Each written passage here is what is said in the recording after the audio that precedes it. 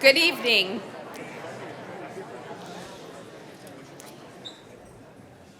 It is my pleasure to welcome you to Congregation Shar HaShamayim. Our congregation is delighted to partner with Canadian Friends of Hebrew University to present Michal Cotler-Wunsh in conversation with Barbara Kay. This week, we will read the double portion of Nitzavim Vayelech. These Hebrew words translate to stand tall and move forward. In these challenging times, these words serve as powerful aspirations. Firstly, we stand tall in the face of threats, and then we move forward. It's interesting to me that the word that the Torah uses to describe standing tall, nitzav, appears elsewhere in the Torah. Each time it is used, it describes a context of holiness. It appears as Moses appeals to God to forgive the people. It appears when the three angels stand before Abraham. It is used when Hannah stands and begs for a child. The word is used in situations of holiness. It appears when we stand in the presence of God. In order to stand tall, we need to confront that which seeks to shame and silence us.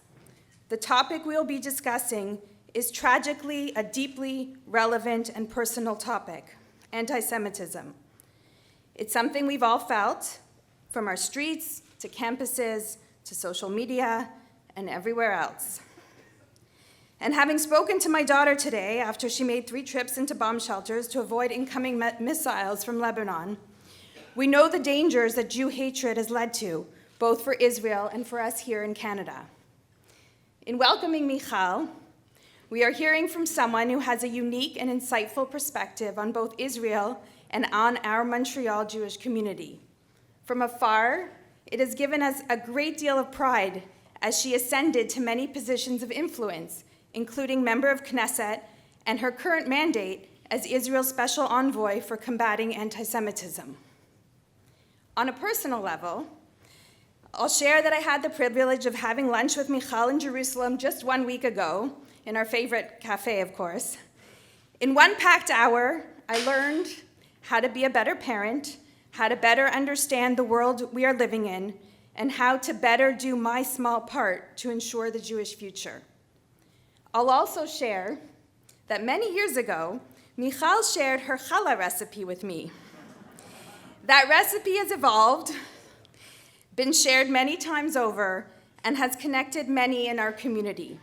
And I will always be grateful to Michal for that. We look forward to learning another recipe from her this evening, that of combating anti-Semitism.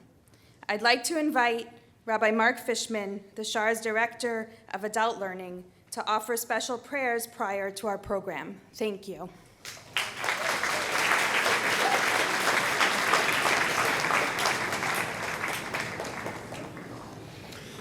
Thank you very much. It is so appropriate that we begin an evening such as this with prayer. There have been so many prayers which have been said, and we continue to offer them, knowing that we have not yet reached the fulfillment of them. And so I open with the heartfelt prayer and plea for our hostages, the Shvuim, to be safe and to be immediately and speedily returned. מי שברך אבותינו אברהם יצחק ויעקב יוסף משה אהרון דוד ושלמה who יברך וישמור וינשא את אחינו בית ישראל השבויים. May God protect the hostages. בעבור שאנו מתפללים בעבורם, הקדוש ברוך הוא ימלא רחמים עליהם. May God have mercy over them. ישמרם מכל צער וסוכה מכל נגע מחלה. Protect them from every harm and distress.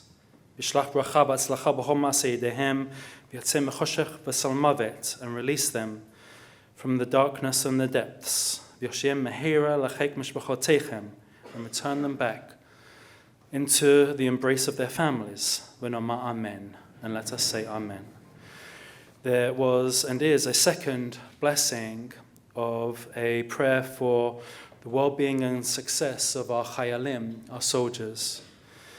And let me say that we should every single day appreciate, bless, and acknowledge that it is because of young 18, 19, 20-year-olds and those in Miluim that we as Jews stand tall and proud throughout the entire diaspora. On their shoulders allows us to have the ability to have a straight spine and indeed to take much pride. But instead of offering this prayer, I think it is appropriate and indeed exceptionally powerful that before we come to the main event of listening to Michal, that I actually call upon Michal to recite this prayer. Michal herself has 3 of her children currently serving in the IDF. And so who better to offer a prayer for the safe protection and success of our chayalim, of our soldiers, than Michal. Thank you.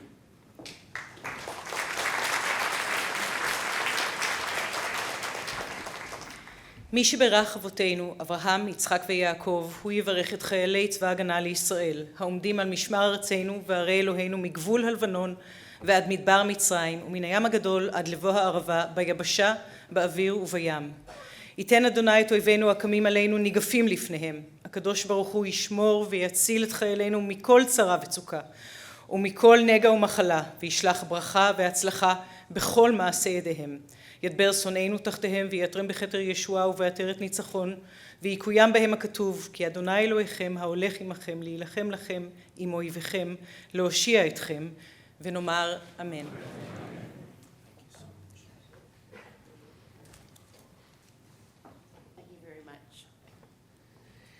We put them here to make sure that they were safe, right? Okay. So, welcome. I'm Minette Malevsky, and I'm the National Chair of the Canadian Friends of the Hebrew University. And we thank you, for joining us here today for this evening. I would also like to thank the Shara Shemayim, who co-sponsors this evening with us, and I'd like to thank our generous sponsors, really, who made this evening possible, and the one in Toronto and Winnipeg that will follow this week. You'll look outside and there's a poster with all the names, and also I think that they've been on the board as well. So we really thank you very much. We are also happy to recognize the presence of Cantor Gideon Zillemeyer, who will grace us with really Havdalah, our Jewish national anthem and the Canadian national anthem, and at the end of the evening. And I would also like to thank and to welcome Paul Hirschhorn, who's the Consul General of Israel to Montreal. And we also have to applaud him for all his efforts that he's done to open up a Quebec office in Tel Aviv after October 7th. So Paul, really a debt of gratitude to you and your hard work. It really is something. Some may ask why the Canadian Friends of the Hebrew University would be involved in bringing Michal to Canada. Well, first of all, we're very proud that she's a graduate of the Hebrew University. But more than that, we really think that she will highlight how the seeds of anti-Semitism are repeatedly planted in the fertile soil of academia, because that's what we're talking about, is academia. We saw that in Gaza, how the children, all really educated from little school about hating Israel and Jews, and we saw, unfortunately, how all of this goes on in our schools and our university campuses. And unfortunately, we saw even more of it this year in the encampments, and also for all those people that are looking for BDS, to boycott, divestment, and also sanctions against us. And we are committed, really committed, to being in the front row, basically, and pushing back on all of what is taking place and being there. And the only way to be there is to make sure that we make our students, that we in Canada, ensure that we have many. We're going to flood the gates of Hebrew University students to Canada, and also hope that the Canadian students will go to Hebrew University and other universities as well. I would accept that as well. I think as one going to Hebrew or to any other university in Israel would be very important. And I think that part of that is we this year not only have a summer program, but it's the first year that we're offering a full degree in English at the university. So we hope that that will take place. And speaking of students, we have a little video that we'd like to show you of 2 students that really look at this. And then I'm going to call upon Mia Medel-Goodman, to come and really present our two speakers for the evening. So thank you all for being here.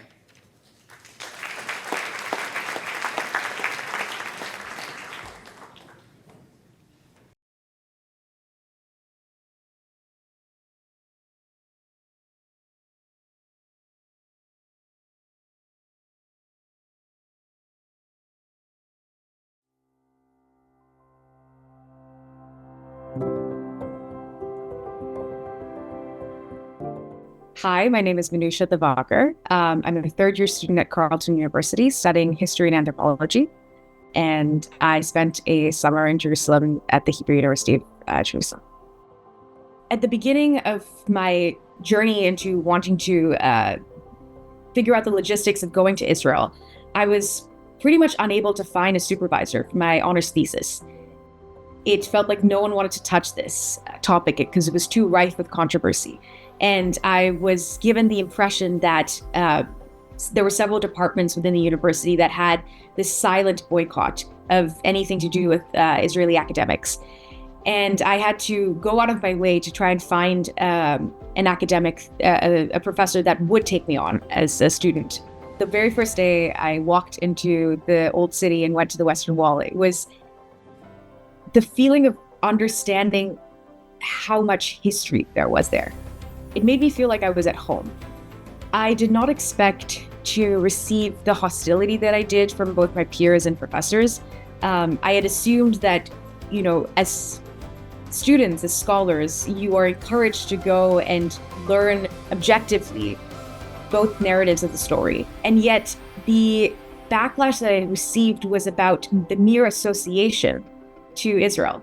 The mere association to any Israeli academic institutions, because there was this sense that there was a sort of de facto boycott that was going on across campuses of academic institutions, especially in Israel. So it was certainly disturbing to see that. That as a non-Jew, I was relegated to the realm of persona non grata for just going there.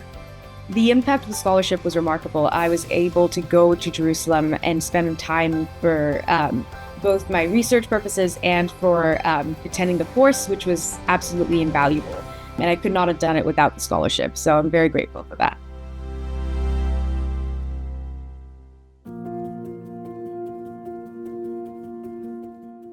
My name is Shira Litvak.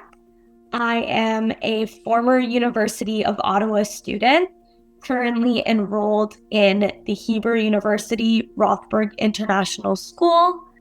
Unfortunately, I had always experienced anti-Semitism within my university career, all the way from 2021 up until October 7th and beyond.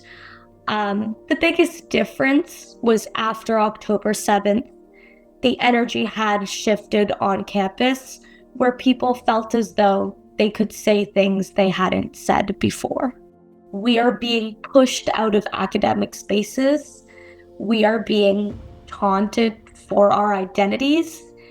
And at the core, we are being asked to pick between our identities and our academic experience.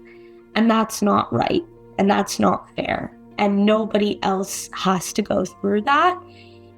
I was on the Students Association board, and I had worked with Hillel as well as Chabad.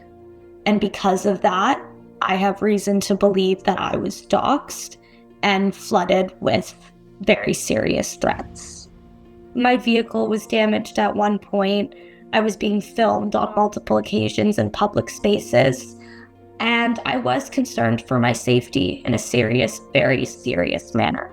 I think where it got to the point that I had to step away was when my anxiety got so bad that I was having near daily panic attacks. I was not able to go onto campus because I was worried about being followed or filmed. I sat down with my parents and my sisters, and I was crying, and I said, I don't know what to do. I need to be in Israel. I need to be with my people, but I also need to go back to school. And then we spoke about different options. Hebrew made the most sense. I love Jerusalem. I love the city. I love the people. I love the land. And so I applied. So I initially connected with Mariah, who is an incredible human being. And I told her the first thing, it is not financially realistic for me to go. And I'll never forget, she looked at me dead in the eyes and she said, finances are going to be the last thing you have to worry about. When I left the university, I began working at a Jewish community center and I began working in advocacy work. I went to different rallies in Toronto, in Washington, in New York. I spoke at Queen's Park, at different synagogues and more. And I tried really hard to make something out of nothing and to show my peers that we are one. We are one nation, we are one family, and all we can do is get through this together. Thank you so much for the financial support, for the scholarships. The assistance that I'm getting is going to allow me to make an even further difference in this world, and that's all I could ever want. Without this financial assistance, I would not have been able to fulfill my dreams, and I am truly grateful for this life-changing opportunity.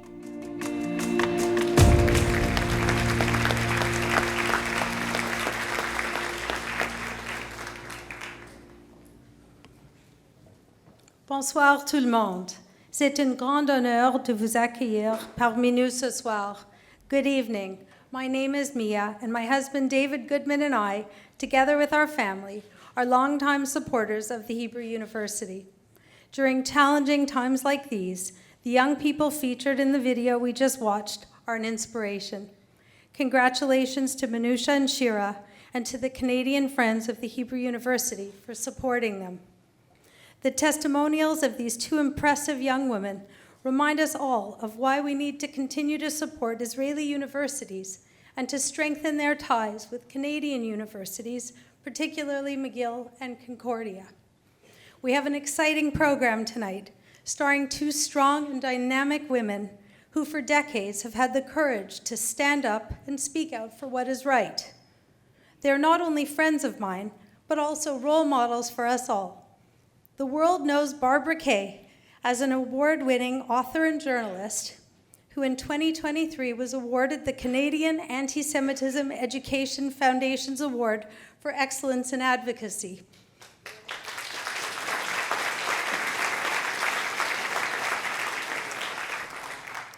She is a fierce defender of human rights, but to me, having known Barbara my whole life, I've always been inspired by her relentless drive to educate others with compassion, great wit, and an incredibly infectious laugh.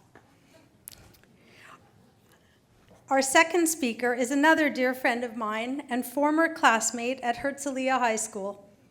From an early age, it was clear that Michal Cotler-Wunsh was going to make a difference.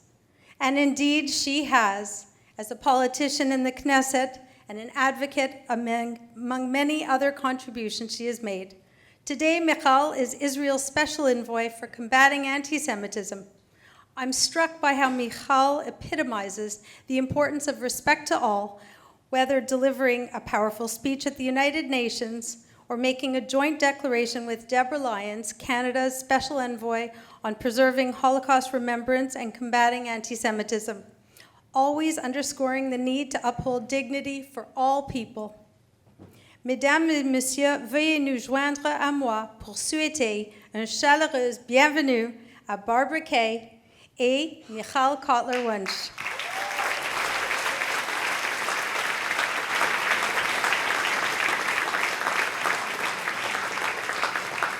It's really a tremendous honor and a personal delight to have this opportunity to sit down with you here at the Shar, Michal.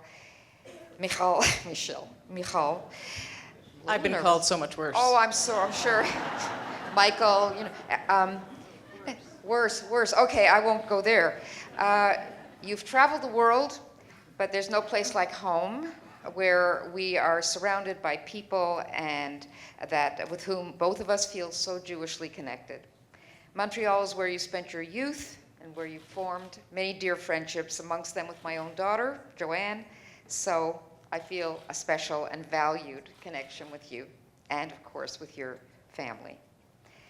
So many of us have followed your career in Israel with pride and pleasure, kvelling when you served as an MP and taking immense pride in your role today as Israel's special envoy for combating anti-Semitism, a job, I should stress, that is a volunteer job. Michal does it not for the money. So before we get into some more substantive questions, let's start off with a bit of the backstory.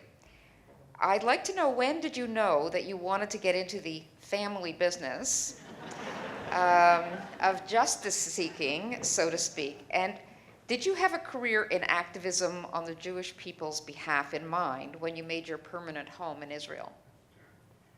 So, first of all, I just want to say thank you and how special it is to be here in Montreal, here at the Shar Shamayim, to be introduced by good friends, to be a part of what is actually my own alma mater. So I was at Rothberg, like Shira, and then I went to law school at Hebrew University. My LLB is from Hebrew U. So it's really, really a special evening, but more than anything, it's to have so many friends in this room.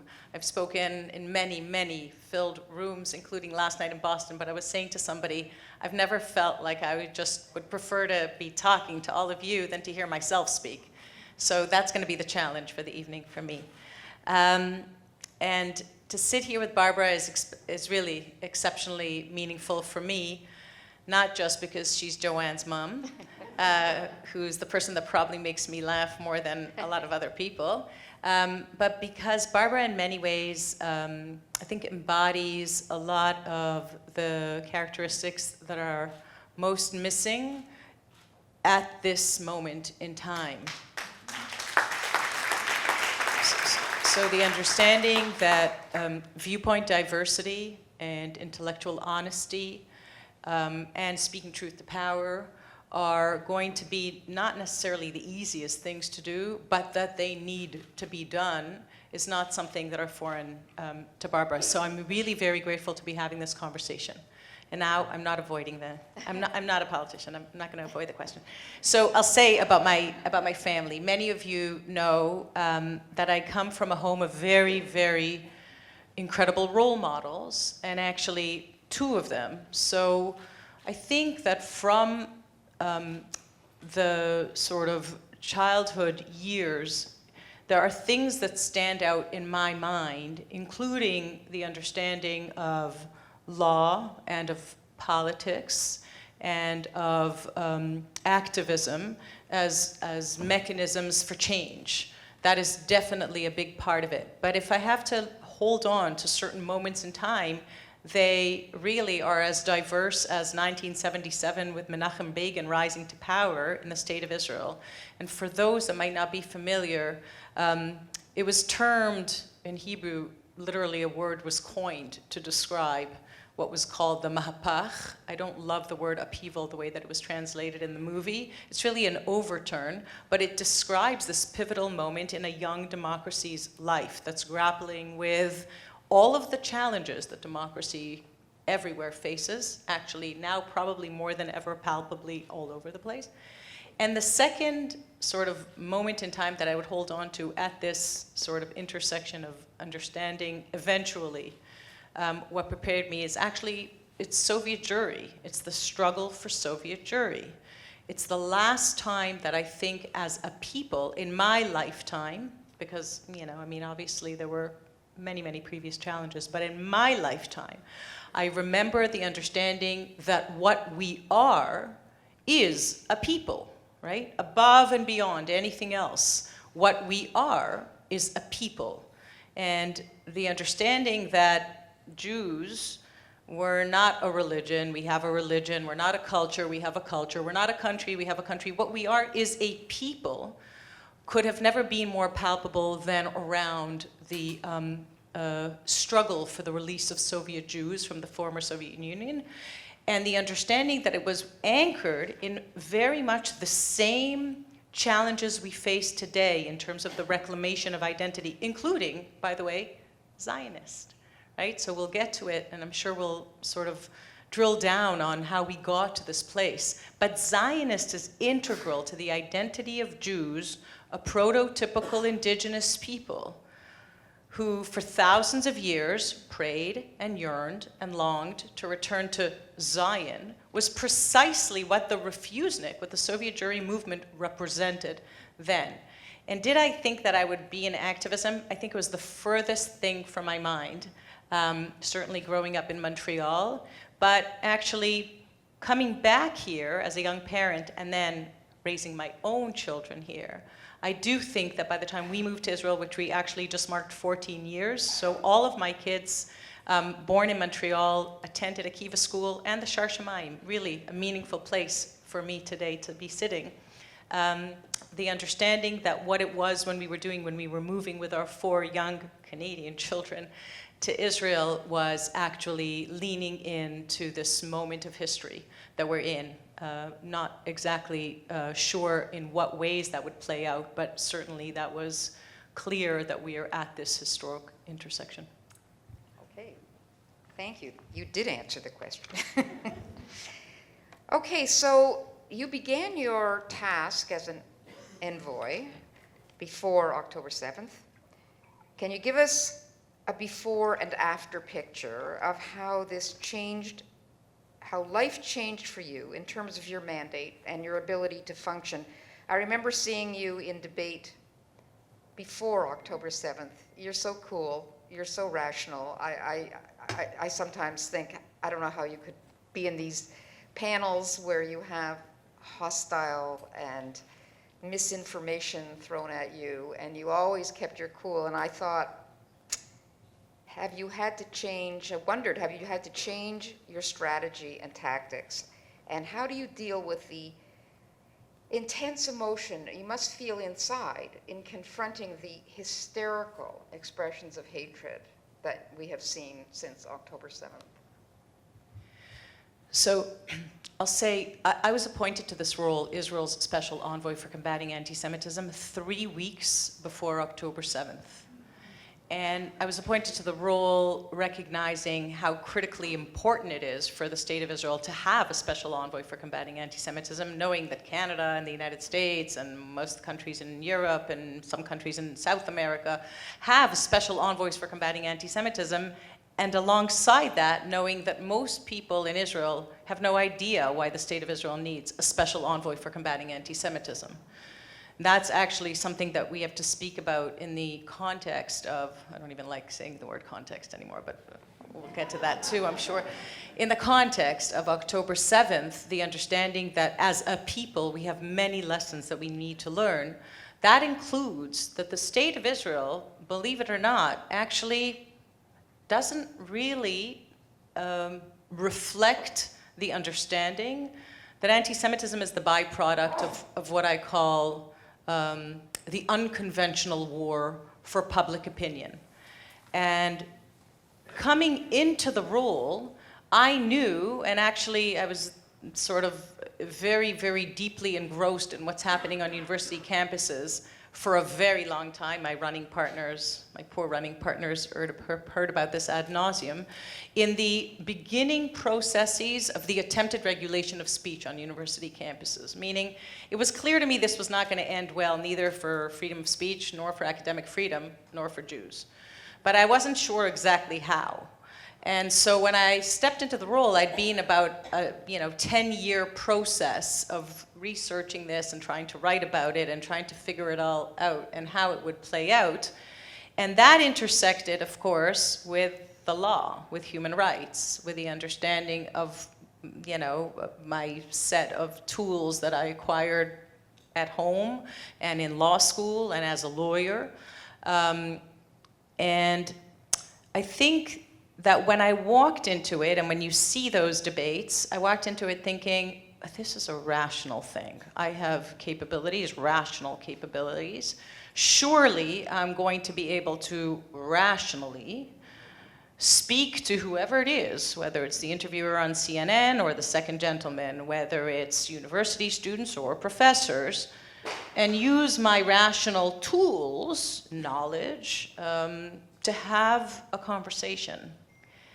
And I think that what has changed most poignantly, because I wasn't shocked by October 7th, and I wasn't even shocked by the responses to October 7th. What I was most shocked by was to discover that anti-Semitism really is the most irrational of hatreds, meaning it isn't like any other hatred that you can understand and say, oh, I see why you would be, maybe it's fear, or maybe it's not knowing the other, and maybe that would just, but there is nothing rational about anti-Semitism. So everything that I knew in theory about this ever-mutating hatred that shapeshifts over thousands of years, or as Professor Richter called it, the oldest hatred in the world, that mutates by latching on to the guiding social construct of the time, as Rabbi Sachs, the late Rabbi Sachs explained, latching on to the guiding social construct of religion, of science, and then, you know, the secular religion of our times brought me into the equation, because the secular religion, being human rights, was the guiding social construct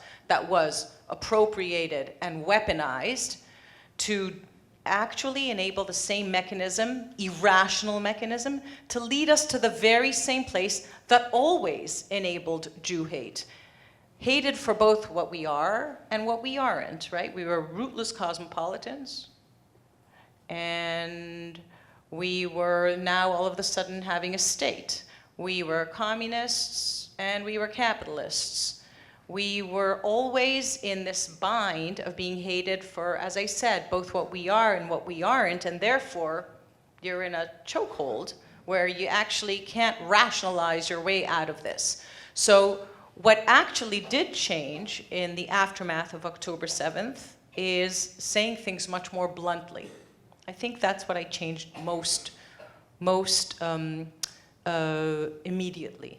Because the understanding that the very same anti-Semitism that fueled the atrocities, the war crimes, the crimes against humanity that were perpetrated on October the 7th, and by the way, I spoke in Boston yesterday, when I speak to Americans, I say 10-7, because 10-7, like 9/11, was the attack of barbarism on civilization, period. There's no but at the end of that sentence. There should be no but. The understanding that what happened on that day, war crimes, crimes against humanity, whole families burned alive, women raped, humans mutilated and massacred, hundreds abducted, on that day should enable rational people to unequivocally condemn the atrocities of that day without a but at the end of the sentence, except that's not what happened. And the understanding that the same anti-Semitism that fueled those atrocities is the anti-Semitism that fuels the responses to those atrocities, war crimes, crimes against humanity, responses of silence, me too unless you're a Jew, or we believe you unless you're a Jew, responses of denial that began even as the 7,000 plus barbaric savages perpetrating their atrocities live streamed them. Denial began, whereas let's say with Holocaust denial, we could say that took decades. On that very day, denial began. Responses of justification. Judith Butler, who I studied in law school, yes, as a radical feminist, but I thought feminist, not radical, explaining that rape is armed resistance. And finally, the response of the attack of Jews around the world, in response to the worst attack of Jews since the Holocaust. So in many, many ways, what that did in terms of changing the way that I address things is, rather than try and rationally have these very long academic explanations for what it is that we're seeing, it actually enabled me to, as all the masks were brutally ripped off, to just say things like they are. And to say them to whoever it is that I'm speaking to, whether it's the second gentleman on my first emergency trip about the national strategy for combating anti-Semitism that the United States rolled out just about a year before Shavuot, actually on Shavuot Eve. So way before 10/7, really, except that the national strategy uses two definitions of anti-Semitism, one that negates the other, the International Holocaust Remembrance Alliance definition, which we will talk about, and the nexus. Or whether it's legislators or mayors or police chiefs or university presidents. So when I met with, including the 3 university presidents that were in Congress, and the questions that I asked them, they weren't even attempting to respond to. How are you addressing the anti-Semitism on your campus? Wasn't even an option on their radar, because the truth is that they had no intention of being the courageous leaders that they needed to be in order to be able to combat what it was that was happening on their campuses, or to unequivocally condemn 10/7. Therefore, when they arrived in Congress, speaking of context, and they were asked, does the call for genocide violate the code of conduct of your university? It depended on context. And so the only question, and I actually briefed the education committee the day after they were there, the only question that I would have asked is, does the call for genocide of any other group violate your code of conduct? Because the answer is, yeah. And those are the types of questions that we're going to need to be asking much more boldly, much more clearly, much less beating around the bush, much more standing upright. And as Abby talked to us about Nitzavim, that's precisely the point. For us to be able to move forward, the first thing that we need to be doing is standing upright. And that's primarily what changed. Thank you. I love that.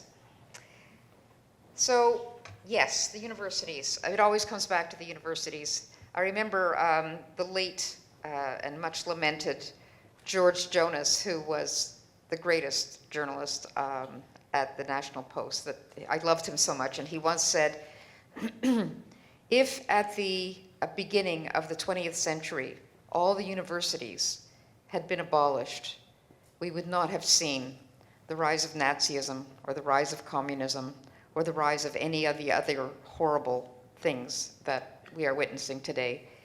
Of course, he died before he could see October 7th. I can only imagine what he would have written about that.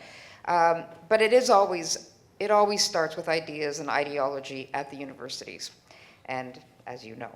So polls show that 1/3 of non-Jewish college students in the US are hostile to Jews and Zionism. Gen Z, Generation Z, has grown up on social media, which is heavily weighted against Israel and Zionism. A full half of Generation Z Jews, a half of Gen Z Jews are in the pro-Palestinian camp. So when you go to universities, do you address this? Do you speak to them, about them? Give us a sense of what you experience around that subject. And by contrast, have you had any unexpected pleasant surprises at universities? Seems to me it's all I ever hear is total negative at every university, but maybe you've had some pleasant experiences too. So I'd like to hear about that. So I'll say, look, if we talk about the process that got us here, and I think it's important for me to share sort of my understanding or analysis of how we got to this moment in order to be able to answer that question. So bear with me for 3 minutes of academia, but it's not really. If we understand and we accept that the state of Israel, to which Jews, a prototypical indigenous people that speak the same language, Hebrew, and read the same book, the Bible, and traverse the same land, Israel, and practice the same customs and rituals for thousands of years, that's what indigeneity means, right? So first term that's been appropriated actually is indigeneity, that's been stripped of us as a people. Maybe we allowed it to be stripped, it doesn't matter. But the understanding that in 1948, when we returned to the state of Israel as a people, a series of conventional wars were waged, intent to destroy the state of Israel, right? 1948, 1956, 1967, 1973. Some of you remember those wars. We meet at an existential moment like you remember from 1967 or 1973, where Israel is under existential threat, where every one of us understands that rockets and missiles have been launched at the State of Israel for 11 months, but they haven't been reported. So very few people know that actually up to today or yesterday when Israel began responding to the yet another proxy of that Islamic murderous regime in Iran, Hamas from Gaza, Hezbollah from Lebanon, the Houthis from the Red Sea, up to that moment, very few people heard about the thousands of rockets, barrages of rockets that have been actually attempting to continue to destroy the State of Israel. But the series of conventional wars from 1948, let's say just about to 1973, they failed at their mission of destroying the State of Israel. And then I would say, if I had to sort of put it on a timeline, that the unconventional war for public opinion was launched. And where was it launched? At the UN. The 1975 Zionism is Racism resolution, Soviet propaganda, it's not an invention, the Soviets had it in their propaganda for decades, Soviet propaganda passed in the UN as a resolution, Zionism is Racism, actually alive and well on 2024 university campuses in the name of progress. So we have to pause there for a moment. That's decades. We're talking 1975. That's nearly 50 years ago. The second sort of moment that I would mark along that sort of continuum of blood libels that have enabled the tsunami of anti-Semitism we've seen in response to October 7th and the raging war to annihilate Israel is, of course, the 2001 Durban Conference Against Racism. For those of us that remember it, I actually don't remember my father coming back overwhelmed from anything he had done in his career other than the Durban Conference. The 2001 Durban Conference Against Racism that turned into an anti-Semitic hate fest made clear to human rights champions like himself, like Bob Bernstein, like many others, that it was their life's work that was appropriated and weaponized to demonize and delegitimize and apply double standards to the Jew among the nations, right? Intended to be the state of the Jews, but turned into the Jew of the states in the international institutions. So 1975 Zionism is Racism, 2001 Durban Conference Against Racism that then launches Israel Apartheid Weeks, Canada in the lead, by the way, Israel Apartheid Weeks on every single campus. We're now talking 23 years of university graduates that experienced Israel Apartheid Weeks. Now, I remember what apartheid is because I'm old enough, but the students that are graduating being inculcated with false blood libel number 1, Zionism is racism, and blood libel number 2, Israel's an apartheid state, are actually at this point already on the continuum of the pariah that the Jew is always turned into until 2023. And in 2023, I would say, is probably the most Orwellian inversion of fact and law that we could have imagined. When genocide itself, when the Holocaust, I mean, when you think about this, it's unbelievable, is co-opted and weaponized to accuse the state of Israel, so genocide, a term coined by Raphael Lemkin, whose entire family was annihilated in Auschwitz, who dedicated his life not only to terming the coin genocide alongside Lauterpacht, who came up with crimes against humanity to describe, in the words of my father, crimes too terrible to imagine but not too terrible to have happened. They had no words. He spent his life on the Covenant for the Prevention and the Punishment of the Crime of Genocide. Of course, Israel was one of the first signatories, and wouldn't you know it?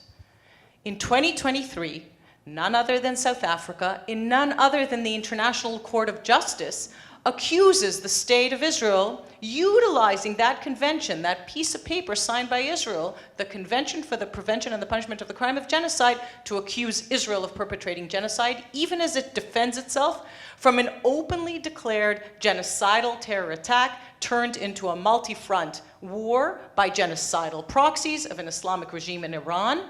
And you can't make this up when you understand the process that got us here. And now you come to the students. And you come to the students whom I've engaged either directly or indirectly, whether it's because they come into my talk or because they're protesting against me, right? There's both. So before I was in this role, actually, just a few months before, I was on a law school tour in NYU and Columbia and Rutgers and Yale and CUNY. I couldn't even speak about anti-Semitism. We were in a back room somewhere. And the topic of my talk, I intentionally called it that, was combating anti-Semitism with human rights. That, of course, opened up a whole can of worms to teach-ins and sit-ins and demonstrations, where invariably the first student that I met in the demonstration, in the protest, was a Jew. The first time it knocked me off my feet. When I walked into NYU, I walked over the sidewalk in big pink chalk letters that said, "Zionists not welcome." I'm a Zionist. But imagine the 20-something-year-old students that have to decide if they're going to walk over the threshold into the law school to come to my talk. I've had students say to me, "I decided to come out." I say, "Come out?" As a Zionist. Walk over the threshold, and the first kid that you meet that gives me a pamphlet about me, not knowing I'm the speaker, that says on the entire map of Israel, from the river to the sea, Michal Cotler-Wunsh, genocidal, ethnic cleansing, blah, blah, blah, blah, gives me the pamphlet, and I say, oh, masked, always masked. So I look at eyes that really could have been my son's eyes, beautiful blue eyes, and I say, I look at the pamphlet, and I say, "You should come into my talk." And he says, "I would never come into your talk," and looks at me with a look of hatred that I've never seen in anybody's eyes. He could be my son. He really could be my son. And he says, "I'm Jewish. I hate Israel, and I wish it would disappear." To which, actually, I don't know if any of you know Dorothy Tannenbaum. She's a daughter of an Auschwitz survivor. She was with me, and she looked at him. She's not a young woman. She looked at him, and she said, "I wish you would disappear." Anyway, I said, "Dorothy." And I said to him, "You're going to be a lawyer in how long?" And he says, "I'm graduating next year." I said, "Great." I said, "You should really come into my talk." And he said, "What do you mean?" I said, "I'm going to address some of these issues. And he said, "No, I'm not coming into your talk." I said, "You're going to have some clients with whom you will surely disagree. If you cannot come into my talk, you're not going to make a very good lawyer." And I left him, and I was really shaken. And of course, then there was a teach-in and whatever, and I don't know if you know what a teach-in is, but a teach-in is when you get another hall so that while the speaker you object to, after you disrupt them with 50 people that chant from the river to the sea and then they're ushered out, they go and have another talk about the teach-in, while I was talking, was about NYU's systematic, if any of you know the terminology, you would think systemic racism. But that's not what the talk was about. It was about NYU's systemic Zionism. That's what they got the hall for. So Zionism had completely interchanged racism. The understanding that when I speak to students or faculty or presidents, the most important thing that I can convey to them and to you is that in order to be able to identify and combat anti-Semitism, as we have seen since October 7th, if we weren't convinced before, is the International Holocaust Remembrance Alliance definition. If you don't define something, how are you going to identify it? And if you don't identify it, how are you going to combat it? Thank you. Now, universities have a lot of excuses for not adopting IRA. A lot of excuses. None of them are actually relevant. So when they talk and they do about it curtailing speech, it doesn't. It actually not only doesn't curtail speech, it tells you explicitly that it's a working definition. It's a working definition that is the result of a very long democratic process. It's been adopted by more than 40 countries, by more than 1,200 entities, Canada included. And the most important thing that I would say about the IRA, and I do say about the IRA, and it's been effective with some of the university presidents, not so many of them, is, by the way, this happened in Stanford, anecdotal, an email will come in from a faculty member or a significant administrative, senior administrator that says, "I'm Jewish, I'm not a Zionist, I don't believe in IRA." And the university president will say to me, I just received this email and I have a problem with IRA because my Jewish administrator or faculty member or student doesn't think that they need IRA protecting them. And I say, that's fine. That's really fine. In an age where everybody gets to self-define, that's A-okay. That person defines as an anti-Zionist. And by the way, there are many Jews who self-define as anti-Zionists. There are many non-Jews who self-define as Zionists. That's what we just saw here. I don't know if Anusha self-defines as a Zionist, but I meet non-Jews all the time who believe in Israel's right to exist and are willing to fight the fight for this. So when the university president says to me, not relevant, IRA's not relevant, the only thing I can say in return is there is one definition that enables you to provide the very same opportunity, learning opportunity, academic opportunity to the Zionist who self-defines as a student who self-defines as a Zionist, and the student who self-defines as an anti-Zionist, and that's the IRA. The understanding that at the end of the day, that is the definition that enables to identify the many strains of an ever-mutating virus with its 11 examples, not just what's in the neat little box, but the understanding that for thousands of years, this hatred has mutated, and we're not going to be able to combat it if we don't comprehensively identify it. And post-COVID, we're all viral experts. We understand that when there's a virus, COVID-19, let's say, and then we inoculate our spaces and places for COVID, and then Omicron comes around, not going to be helpful. Doesn't mean COVID-19 is not there anymore, by the way. The older strains remain. Holocaust denial, blaming the individual Jew for controlling the world, blah, blah, blah. All of them are there, the 11 examples. That's what's so critical about IRA. And I'm sorry I went on a little bit long, but it's important for me that everybody here be empowered with that and know that that is your resource. It's an instrument. It was created as a working definition, not a legally binding definition, so that it can be used in educational spaces and university spaces. And the one thing I'll say about surprises is, it's very often surprising who's willing to stand up and fight the fight. It's very, very often, it's easy to sort of give up and, sort of look at whoever it is and cluster together, whether it's Gen Z who's receiving all of their information from TikTok or anywhere else. But what you realize is that when you can speak to this younger generation from the place of identity, maybe they don't know history as much, but they know identity. If you can convey that if everybody else gets to self-define, and I am a Zionist, I can't just shed my Zionist pound of flesh, and they may have a friend or two who are Zionists, and maybe they just haven't come out as Zionists because they're too afraid. But when you speak through that language of identity and make accessible that it is not something that I can have to choose, as we heard, from either being true to myself or receiving a good academic opportunity. It is, in fact, what the majority of Jews self-identify as Zionists, and many non-Jews self-identify as. So in that sense, the surprises come from the places in which the arguments that are maybe rational for those that are not irrational haters, that are not anti-Semites. They just have heard that Zionism is racism and Israel's an apartheid state that perpetrates genocide. But the opening of the conversation is critical. And I said to somebody today, very often when I'm not sure, I just ask, do you believe that Israel has a right to exist? One Jewish state. There are tens of Muslim states and tens of Christian majority countries. Do you believe that there is a right to exist of one Jewish country? If the answer is no, the likelihood of the conversation going somewhere is very small. But if the answer is yes, very often the conversation can continue to places in which there is an ability to, I'm not going to say win over hearts and minds, but at the very least engage hearts and minds and actually turn universities into what they were supposed to be to start with, which is the place in which people learn how to think and not what to think.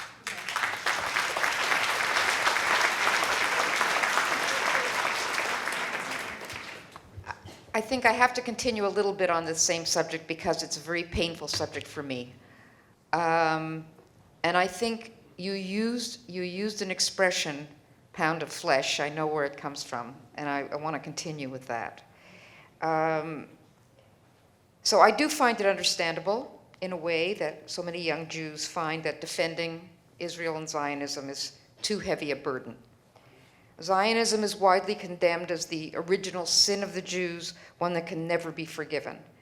Young Jews who refuse to condemn Zionism are outcasts. They're treated in encampments. It reminds me of the McCarthy area when people would be asked, are you now or have you ever been a member of the Communist Party? Or they can't pass through the encampment. It's the same thing. Are you now, or have you ever been a Zionist? It's that same kind of implacable, you're not with us, you are an outsider, and people don't want to be shunned. Einat Wilf, that's where I saw that expression, one of our most eloquent exponents of Zionism, calls the treatment of young Jews by the pro-Palestine, well, the pro-Hamas gatekeepers, the pound of flesh strategy. Jews must mutilate their Jewish identity in order to be considered worthy of inclusion in decent society. But the demands never let up until the connection with Israel is severed. And in fact, this severance has become an actual movement called diasporism, which claims that exile is the natural and most desirable position for diaspora Jews.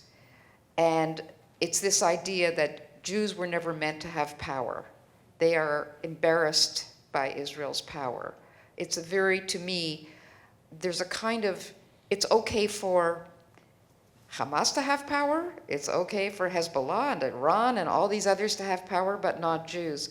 I use, for me, the expression I use is a kind of pathological altruism in these Jews, that they abase themselves in order to get the approval of those who have the power in the universities and elsewhere.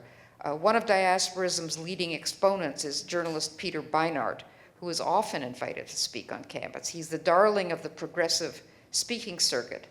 Wilf says of him, Peter Beinart seeks to convince Jews that forfeiting their state and their sovereignty and their self-defense is, in fact, the true realization of Jewish values. Yes, it is an echo of an ancient dark desire lurking always in Jewish life to escape the historical weight of being Jewish by disappearing completely, by ceasing to be Jewish, and at the very least by no longer being so visibly and obviously Jewish as Israel and Zionism so clearly are. This is very heartbreaking to me, that this is who they want to listen to. And he's speaking at synagogues everywhere and on university campus, and he's considered to be the good Jew. I know you've already spoken about it. I kind of have to, it's like a sore, grinding on a sore tooth, but more comment. Well, I'll say it's not like we haven't been here before, right? We understand that whatever the relevant pound of flesh was, the guiding social construct, if you will, of the time, religion, right? If we just weren't so Jewy, so we converted, right? And we understand that that didn't work out so well for those of us that thought if we just shed that pound of flesh, literally people that left their religion were still hunted down as Jews by Nazi Germany.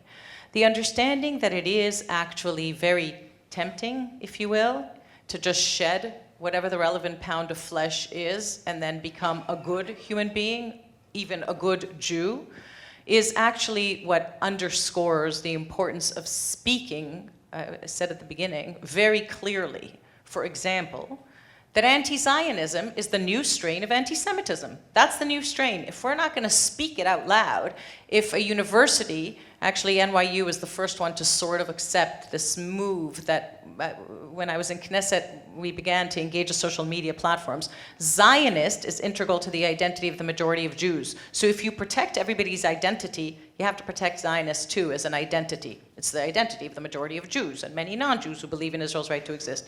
NYU actually just began some sort of attempt. We'll see what they do with it and if they apply their policies. The biggest part of the problem, by the way, with the universities is not that they don't have policies, it's that they don't implement their policies. That literally is, I'll tell you that 2 weeks ago I was at U of T, and there's a no megaphone policy at U of T, and there were 20 megaphones with a huge protest. It's not pro-Palestinian, it's pro-Hamas, it's pro-genocide, it's pro-Hezbollah. It's not, anybody who cares for the Palestinians would be shouting, free Gaza from Hamas, would be shouting, free the people of Lebanon from Hezbollah, would be shouting, free the people of Iran from the Islamic Iranian regime, right? The understanding that we have to reclaim those terms is also a big part of it. But what I was gonna say is, the draw to shedding that relevant pound of flesh is where the adults in the room have a responsibility. Meaning, I cannot tell you how many adults I meet that are desperate. They don't know what to say to their children, and they don't know what to say to their grandchildren. And in that, I turn to my generation. I don't think that our grandparents wouldn't know what to say to their kids. I don't think that. I think that our grandparents would say, "What's wrong with you? Are you out of your mind? What don't you understand about this first time in thousands of years of history where we can stand upright, and why that is? And why, in the words of Golda, right? The world hates a Jew who hits back. The world loves us when we're to be pitied. Israel is the Jew that can hit back. For the first time in thousands of years, maybe we haven't practiced it enough over thousands of years to be able to be in the position where we are the Jew that can hit back, potentially. So that is part of the biggest challenge that we have. It is to tell the story first to ourselves. You know, Abby spoke about next week's Parsha, but we just read Ki Tavo.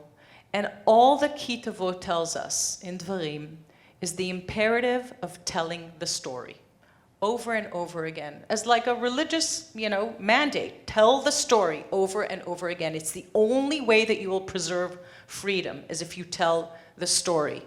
And I very often quote the 3 Ds that I mentioned a couple of times: demonization, delegitimization, double standards. They're integral to the IRA. They're Natan Sharansky's 3 Ds. But I actually, at this moment in time, want to speak to us about the imperative for the 3 Rs. The 3 Rs are to remember, and to reclaim, and to renew. If we remember and remind our story, the adults in the room have a responsibility.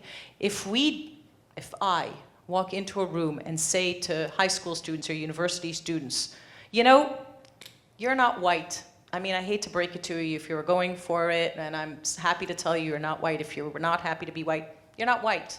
It's literally an irrelevant paradigm for the story of the Jewish people. Not white. What we are is an indigenous people. I happen to be the granddaughter of Iraqi, ethnically cleansed from Iraq grandparents, or alongside 850,000 Jews who are ethnically cleansed from Arab lands and Iran. So it's just not our story. It's literally not relevant to your story. But if it's the first time that they've heard it, and they are products of 12 years of Jewish education and Jewish camp and birthright, then there is this moment in time where we have to make sure that we remember the story. We remember that last time, about 2,500 years ago or so, where in ancient Persia there was an attempt to actually commit genocide of the Jewish people. Remember that? And we remember what Mordechai said to Esther.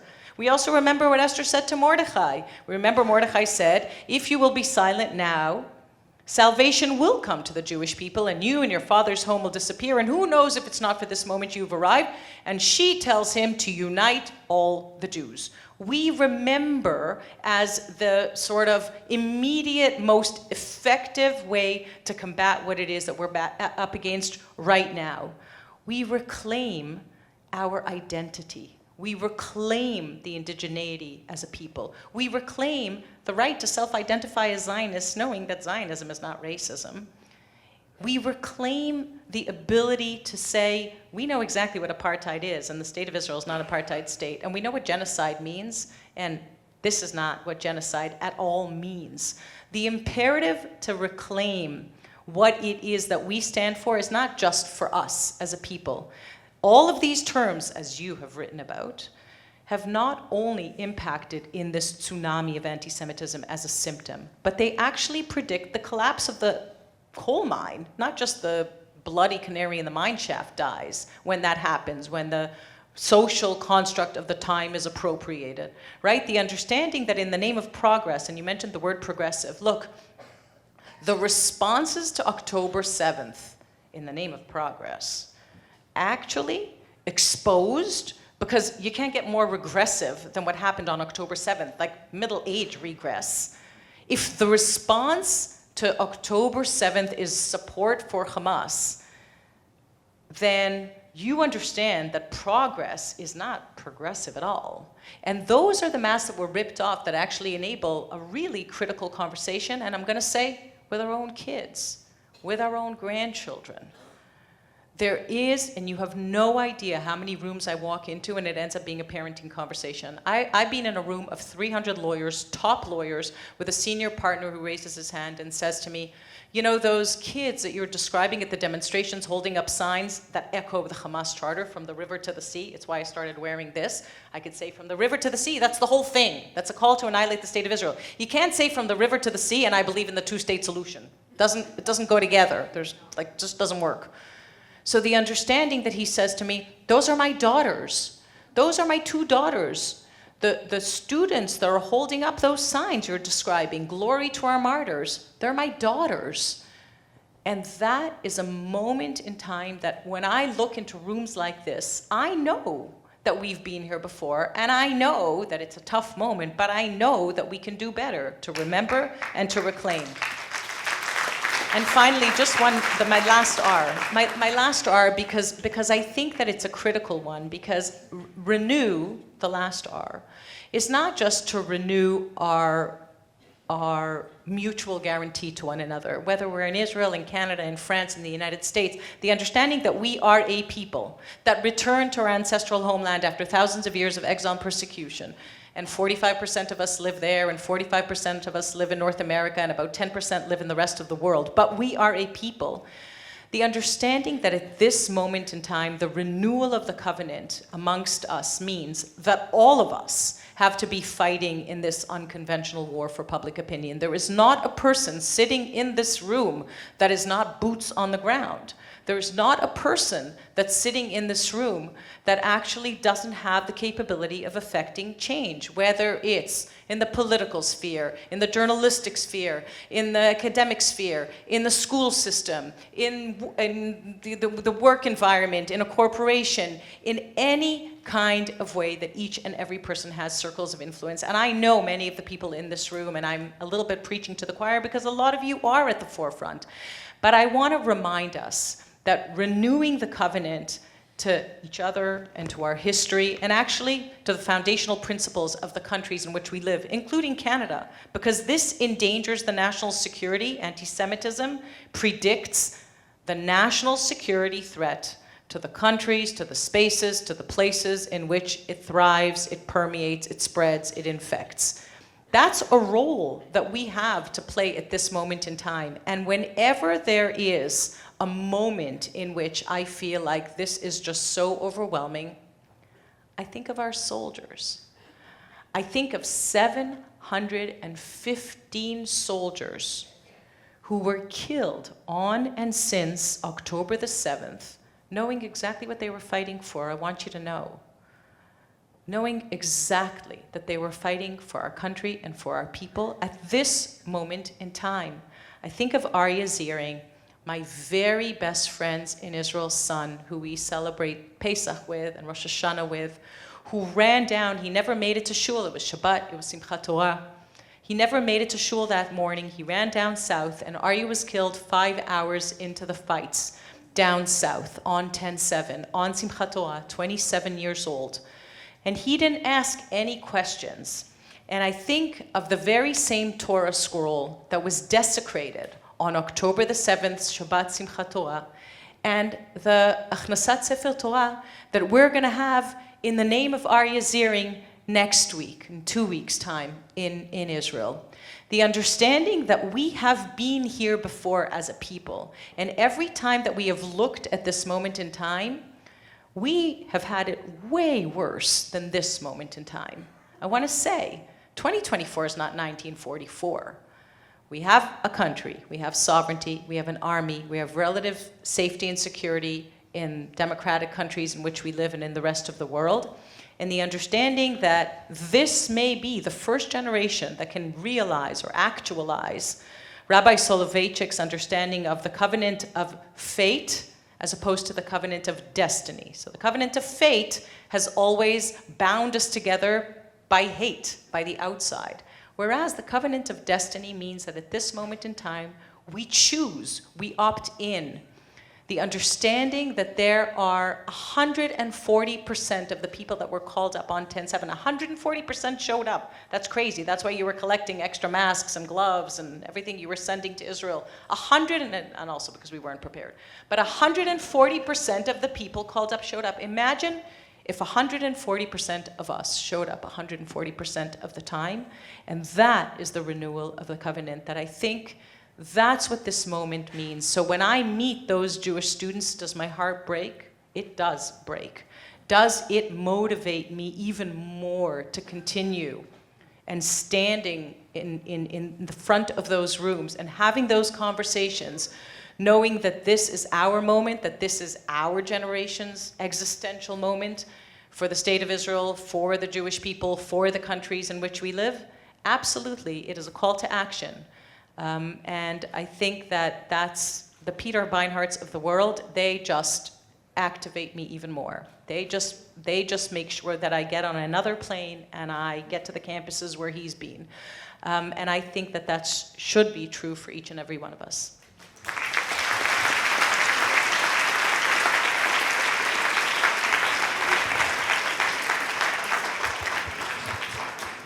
Well, I'm going to draw a few threads together for my final question. You've mentioned not all Jews are Zionists, but not all Zionists are Jews. You've mentioned your Iraqi heritage. You've mentioned the fact that we are heading to the first anniversary of October 7th. I think that a lot of us are filled with a sense of dread of what might happen.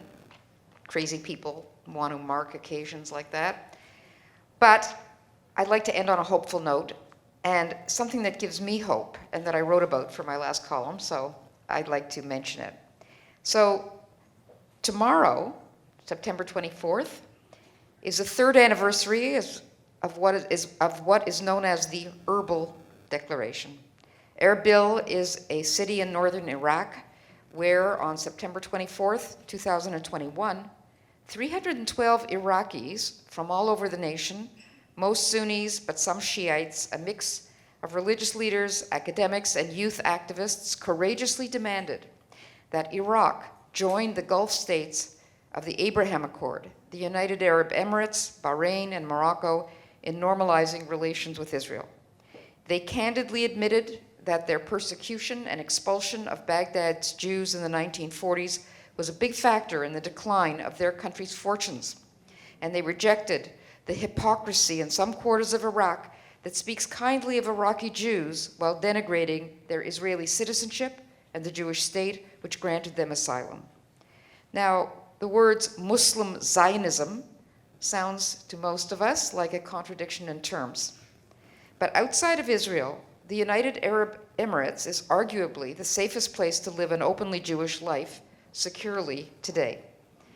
It is interesting that Israel's spectacular pager and walkie-talkie operation, which, who was it that called it? Operation Grim Beeper. Yes. They haven't stopped. But interestingly, the jokes and the savage mockery of Hezbollah and praise for Israel's ingenuity are arising largely from the Arab world. If you're on X, Twitter, formerly Twitter, as I am, I follow this guy from the United Arab Emirates. What's his name? Taha. Amjad Taha. He's an amazing guy, and he loves Israel. He loves Israel, and he hates these Arab states that are in the. They hate the Muslim Brotherhood.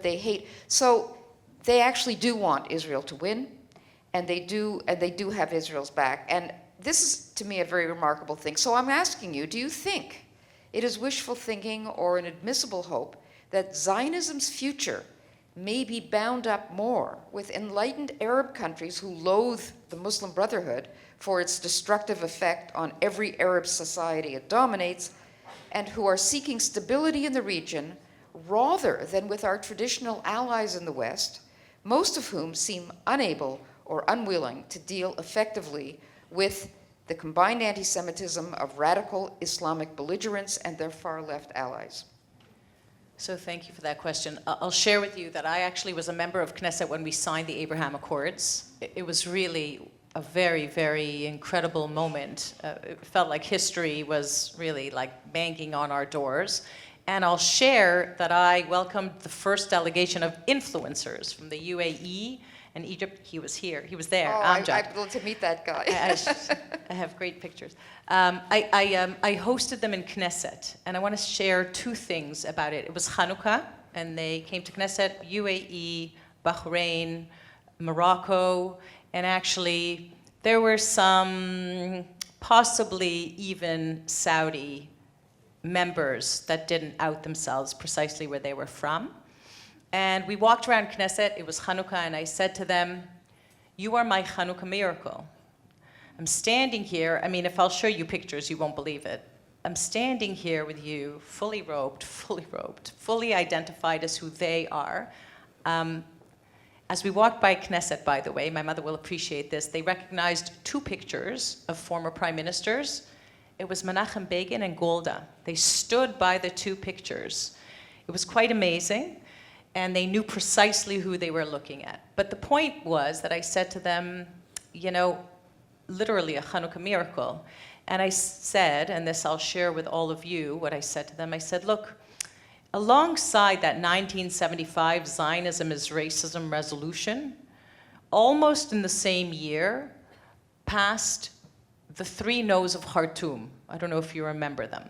No to recognition of Israel, no to negotiation with Israel, and no to peace with Israel, right? That's an intractable conflict right there. Except that the Abraham Accords, other than the fact that their name attests to precisely what they were intended to do, which is to say we have far more that binds us together than sets us apart, they actually flipped, potentially, completely, the paradigm, right? To the three S's. To recognition of Israel, to negotiation with Israel, and to peace with Israel. And I want to say what I think is the most important part of that, in that order. Look, for decades, democracies, large democracies, our best allies, Israel's best allies, said, you know what, why can't you just make peace? And after you make the peace, we'll negotiate the terms of the peace. And once we've negotiated the terms, we'll see if they recognize your right to exist. That's like the worst deal I've ever heard. And I shared this with these influencers. And I said to them, you are here and you have flipped the paradigm. Recognition enables negotiation, which paves the path to peace. It's so simple. If I don't recognize your right to exist, how can we negotiate the terms of our coexistence and make peace?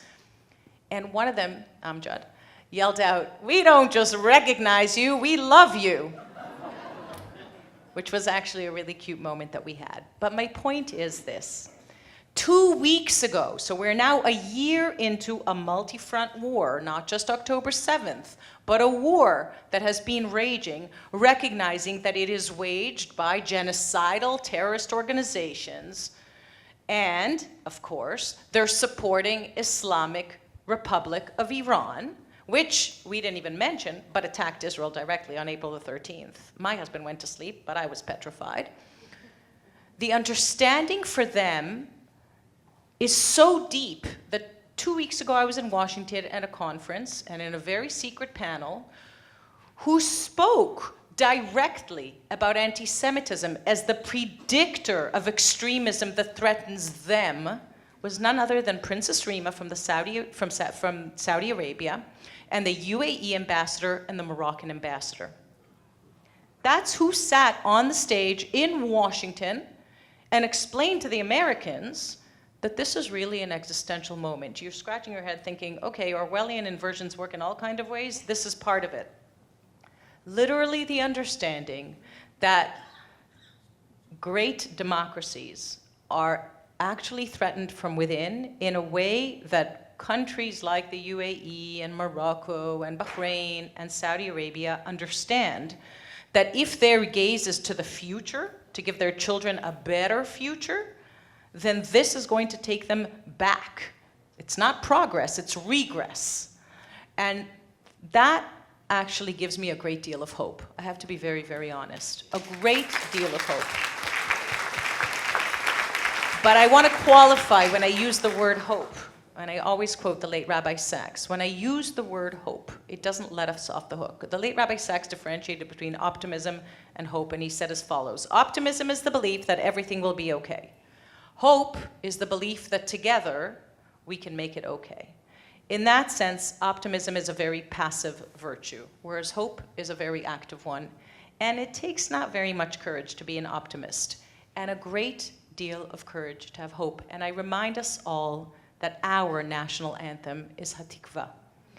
The understanding that this hope at this moment is going to require a great deal of action and a great deal of courage from each and every one of us that is boots on the ground in whatever war front we can present ourselves. That's the moment that we are in, and I do think that we can realize that hope. I have to be very honest. The understanding that it may be that the United States or Canada or democracies actually think, or our children or our grandchildren actually think or thought that freedom is free, when the most incredible conversations that I have is not only with those representatives of the Abraham Accord countries, but with dissidents, not Jews, dissidents from Iran, dissidents from Russia, dissidents from China, the Uyghurs in China, the understanding that democracy has somehow become something we take for granted, thinking that freedom is free, that is our call to action. And again, if I go back to the remembering and to the reclaiming and to the renewing, that includes a renewal and a reclaiming of the values of those foundational principles that were created to ensure in our democracies those the values of life and of liberty, and that the countries that we just mentioned, the Abraham Accord countries, recognize that that is the future that they want to be able to give their children. And by the way, that Israel and that Zionism is integral to their capability of moving towards a better future in the region that we are in. So yes, a great deal of hope, but remembering that hope requires our action and our courage.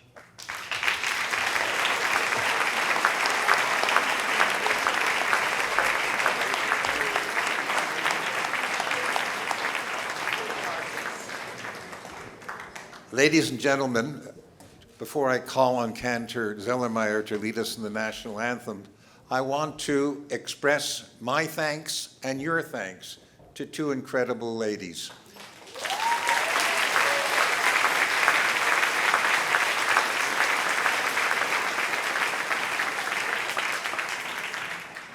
This was not only a speech, this was not only a conversation, this was a happening. It was a happening in the sense that we have gone through a rough time like you have gone through a rough time. We needed this tonight. You have elevated us, you have encouraged us.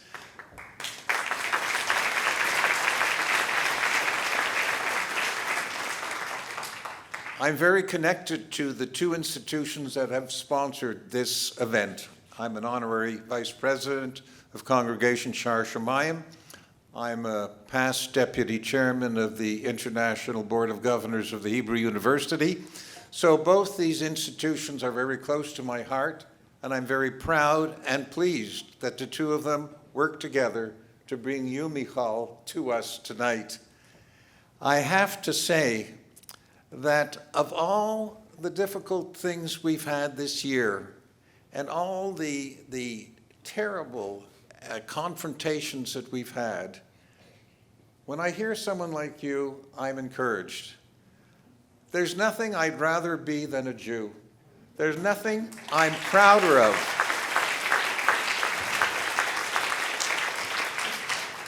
than to hear a person like you claim her pride in her country and her people and be our representative. You know, it wasn't that long ago that in this very hall, I chaired a dinner that honored your father. And it wasn't that long ago that I was an integral part of a dinner that honored your mother. And so tonight, yes, we came here to hear you. Everyone wanted to hear you. But I think everybody also wanted to honor you because you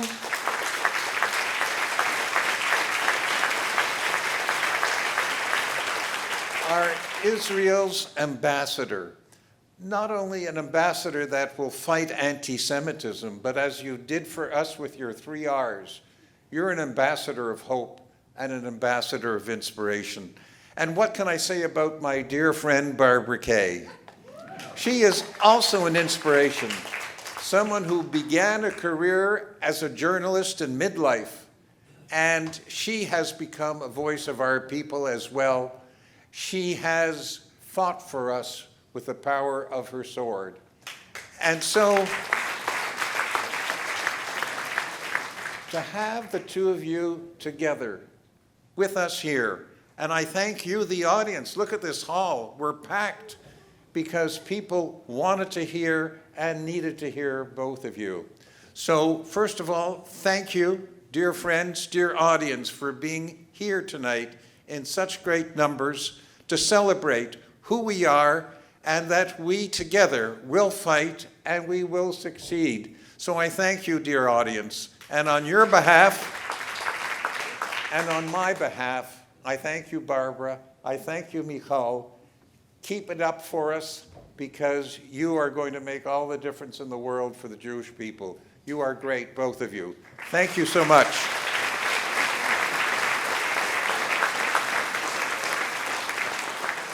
My favorite cantor, are you somewhere in the room to lead us in the national anthem? Gideon, are you? Oh, there you are.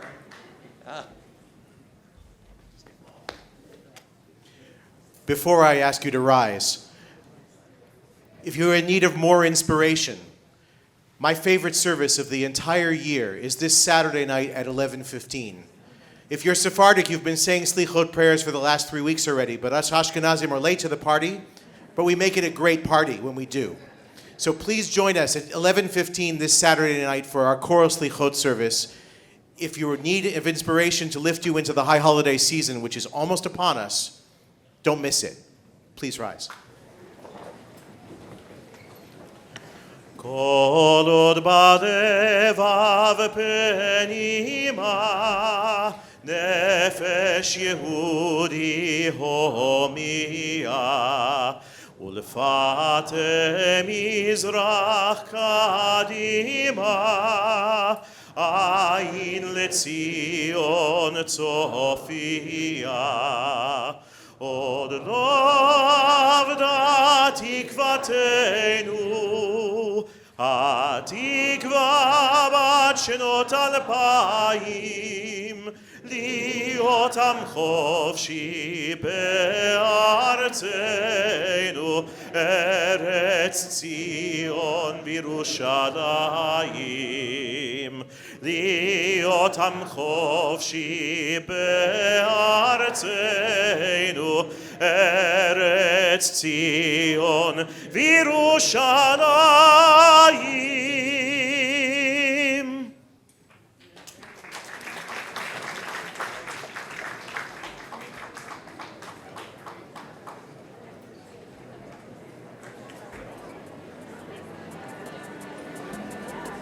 עם השמש החמה שמרגישה קרוב, אני יושב ומנגן וזה עושה לי טוב, כל העולם יוצא סוף סוף. אני נושם, אני קיים, אני מתחיל לחיות, מגשים את כל מה שתמיד רציתי להיות,